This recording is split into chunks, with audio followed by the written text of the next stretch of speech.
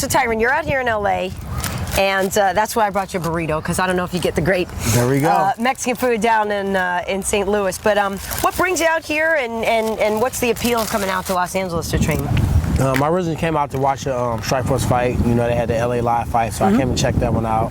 And also just to get some good boxing in. So amazing boxing here.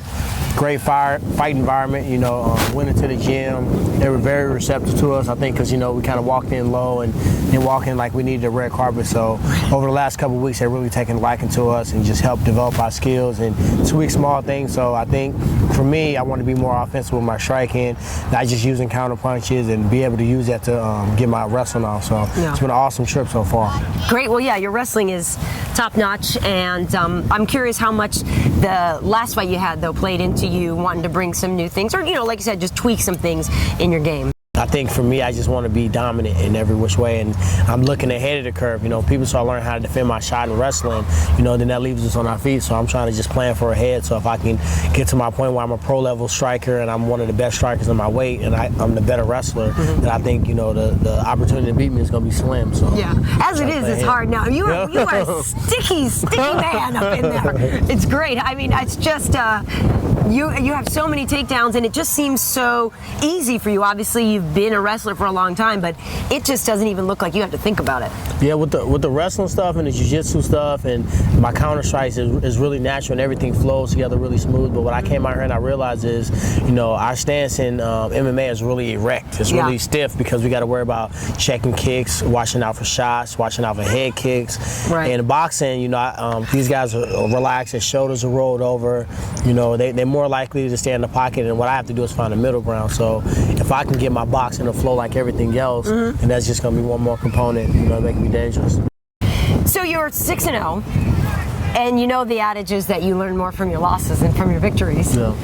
So what do you think is going to happen when that day comes? Do you hopefully that day don't come. Yeah. I think when I go out there, I kind of expect to win. So like if I win or if I don't win in a fashion, I think I can learn from that. Like my last fight, I won, but I don't feel like I left it all out there, and I took a lot from there. And I think I needed that fight. Out of 14 fights, you know, amateur and pro, that was my first decision ever. That's my first time in the third round ever.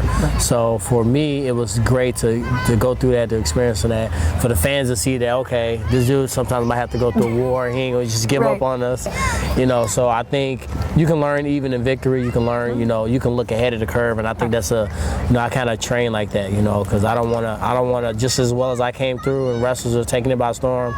And some 18-year-olds right now that are training striking and wrestling and jiu-jitsu, and they're gonna be world champions. So I got to get ready for the generation behind me.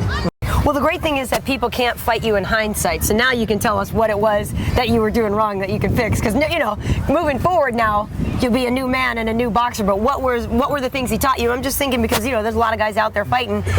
Maybe there's some fundamental things they don't know that they're doing wrong. Well, definitely for me, my stance was a little open. My stance was a little open, which leave, you know, a lot of, you know, not only body shots and things like that, or push kicks or whatever you call for MMA, or shots, but it made me have to react to it way more. So when I angled off, put my shoulder more in the front, you know, some things I'm protected just by being in a good stance that I don't even have to react to. So now I'm saving energy.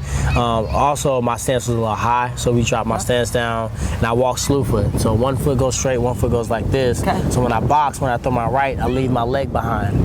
So that was causing hip problems, inflexibility. It was causing back problems, and I was punching hard, but it was all arm. So we dropped my stance, turned my foot, which made me turn my punch over more. And it all goes together. You know, my wrist was sore from punching hard my last fight, my elbow, my hip, and now I know why. So just working on that, being more relaxed, a lot of head motion, and seeing stuff before it happens. You know, they really get specific with like the probability of him throwing this punch is this much. So if I hit this and I slip this way, even if you don't throw that punch, I'm out of the way of these two punches, and I can hit him with this. And when he get ready, I turn this way and hit him again.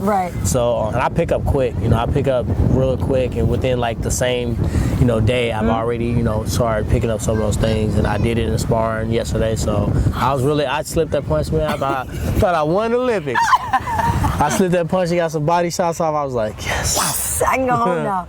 And they never try to change my stance. A lot of people worry about boxers being more comfortable and standing in the pocket, so they don't have to worry about the threats of takedowns, leg kicks, head kicks. But they never try to change my stance. They never try to make me a boxer. Right. They try to make me, you know, basically functionally effective in MMA. They even talk about, hey, if he kick you, what if he do this? Right. So not that that's a specialty, but they were saying that. Think about this, you know what I mean? So that was a fresh, because I wasn't nervous about it, but everybody, just make sure they don't try to make you into a boxer. Right. And I was like, I don't know if that's a bad thing.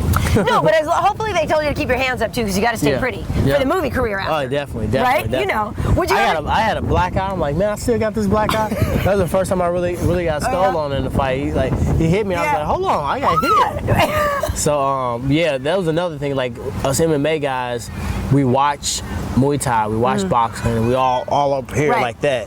When really, you know, it was telling me how to use my long arms, cover my whole body. Right. Because I'm right here. Yeah, you want to protect your ribs. You want to, I was getting cracked in the ribs bad. The one thing they can't say I don't do is ask to fight, because I ask them probably a little bit more often, because put me in, coach. I know, exactly. Seriously, because I think the more repetition you get, the better you get, and I don't lack the desire and the ability and the talent. I just like the experience. So now I need to get in there and keep me in there, because I felt like I fought 5 times really fast, and I got on the roll, and I took a 6-month break, and I don't know if it was ring rust or what, but it's not like I didn't jump right off my momentum. So you know, I want to keep it going.